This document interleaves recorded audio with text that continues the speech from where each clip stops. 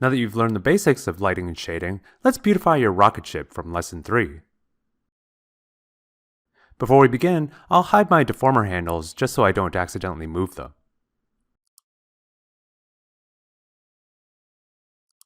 Then I'll go to the rendering shelf and create a directional light. And turn on lights, shadows, ambient occlusion, and anti-aliasing in the viewport. And then I'll just orient my light. For secondary lighting, I'll switch over to the Arnold shelf and add a skydome light. Then open the attribute editor and add an HDR file. You can find the link to the file in the description below. This time, I'm going to add some extra exposure just to brighten things up a bit more. There. Now that our rocket is properly lit, we can start adding some color to it. Start by selecting the rocket, then going back to the Rendering tab and adding a standard surface material.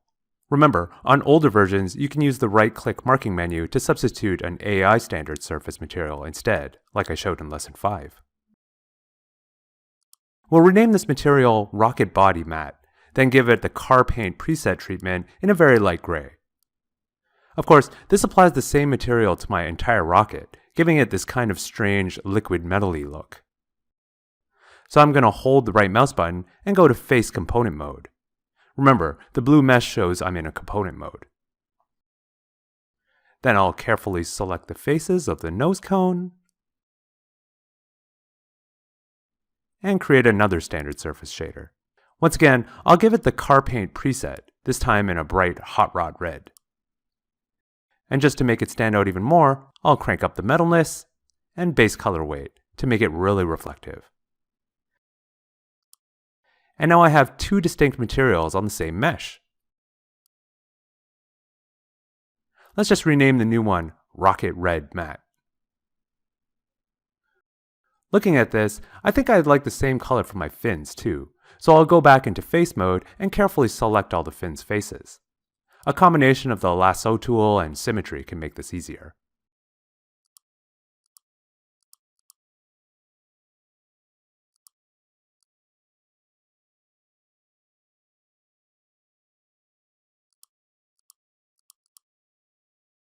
Rather than making another red material, I can just reuse the same one by holding the right mouse button and going to Assign Existing Material, Rocket Red Matte. Next I'll select my booster faces and add another standard surface shader.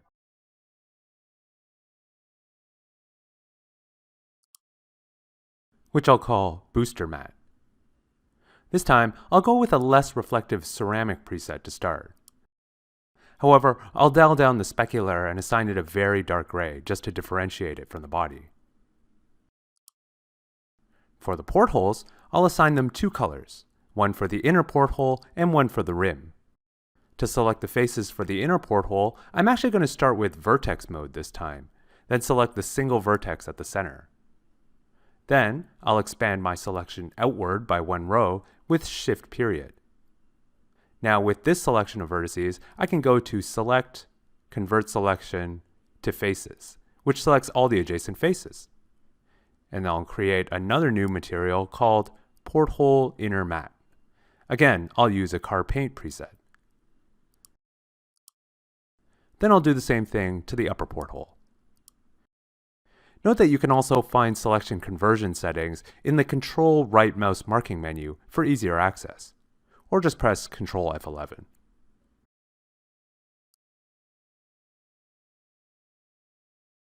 Finally, to apply a material to the porthole rims, I'll go to Face Selection mode and select any face in the middle row. Then Shift double-click one next to it to select the entire face loop. Again, I'll use Shift period to expand the selection to adjacent faces before applying one last shader. I'll call it Porthole Rim Matte, then use the ceramic preset again. Finally, I'll color it a dark gray with some metalness, decrease specularity, and roughness to give it a more brushed metal look. And then I'll apply it to the other one as well.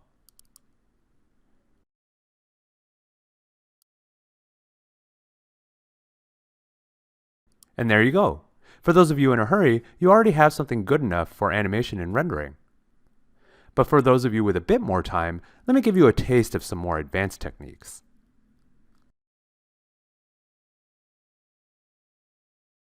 So thanks to our skydome light, we're getting some really nice reflections on our model. In fact, I'd almost argue they're too nice. Very few surfaces are this perfect. To make it a bit more imperfect, I'm going to go to my Rocket Red mat and scroll down to the geometry section in the attribute editor. I'm going to add a bump map, which is exactly what it sounds like. It'll add bumps to my material for some additional texture. As I showed in lesson 5, I can click this palette button to connect a pattern. And in this case, I'll use some noise. Off the bat, this seems to add a lot of bumpiness. I'm going to reduce the bump depth to 0.1. Then I'll click the input button here to go to the noise feeding my bump value. In here, I'll first change my noise type to wispy, then lower the amplitude to make the effect very subtle. And now if I move the camera compared to before, you can see how the reflections wobble a bit, as if the metal has some imperfections in it. Notice that those imperfections are carried over automatically to my fins as well, since they use the same material. By the way, to better visualize how all these connections work, you can use the Hypershade. This is your one-stop shop for building materials, much like the viewport is your one-stop shop for building models. Up here in the Materials tab, you can find a list of all your materials at all times. And there's even this handy little mini attribute editor that you can use instead of the one in the viewport. I can even change the little preview object up here as well.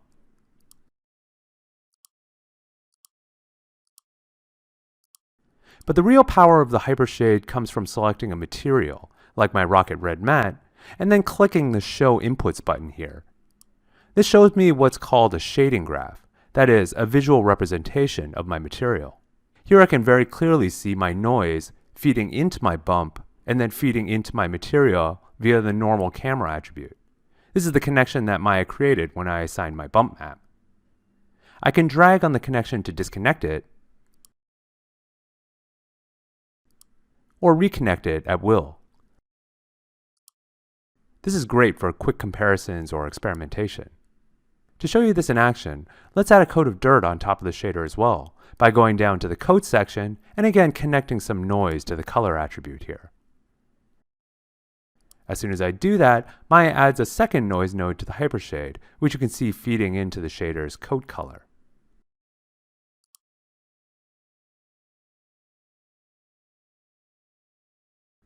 Then I can adjust exactly how much dirt to apply. Notice I always have the option to work from either the viewport or the Hypershade, whichever I find more convenient at a given time. So just to hammer home this workflow one more time, let's assign some bump mapping to the booster. Just like the Rocket Red, I'll go down to the geometry section and add a bump map with some noise.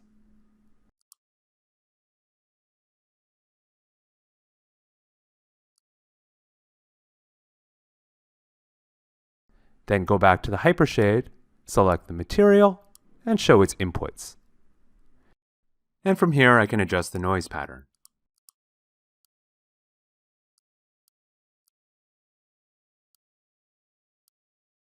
This time I'll skip the dirt since this part's already pretty dark. So that's the basic use of the Hypershade, but with just a bit more out-of-the-box thinking, I can do way more powerful things with it. For my final example, let's assign a texture to the main body material by clicking the palette button next to base color and loading a file. You can find the texture linked below. This adds a paneled metal texture to my rocket. However, at first glance it looks very flat. Just like the red areas or the booster, this needs some bump mapping to it. But in this case, I don't want to apply just random noise. Instead, I'd like the bumps to match up with my paneled texture. So let's first create a bump node manually in the Hypershade by pressing Tab and then typing bump. I'll plug that into the normal camera just like we saw before. Only this time, I'll steal the out alpha directly from the same file providing my texture map and plug it straight into my bump map. Suddenly you can see that my model looks bumpy in exactly the spots where the panels are. Of course, the effect is a bit too pronounced, so I'll just dial down the bump effect. And now I can see how the light plays off the bumpy texture, adding another layer of depth and believability to my model. Similar to that, I can show inputs for multiple materials at the same time, in this case, my red and body.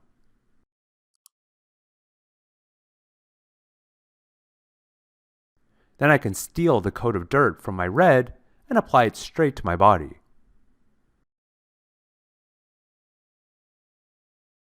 As with the modeling lesson, this is just a taste of what you can do with lighting and shading in Maya.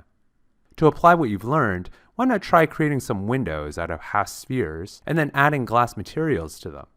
Or add new material to the bottom of the booster to make it look more rocket-like. And if you liked what you saw here, please remember to comment and subscribe to the Maya Learning channel. It helps me figure out what kind of material is popular so I can make more in the future.